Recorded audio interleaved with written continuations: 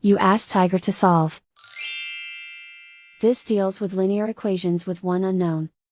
The final result is y equals 23. Let's solve it step by step. Simplify the expression. Expand the parentheses. Simplify the arithmetic.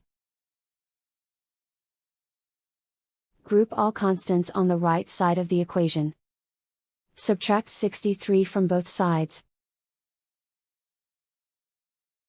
Simplify the arithmetic.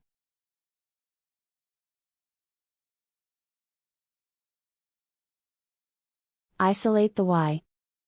Divide both sides by 7. Simplify the fraction.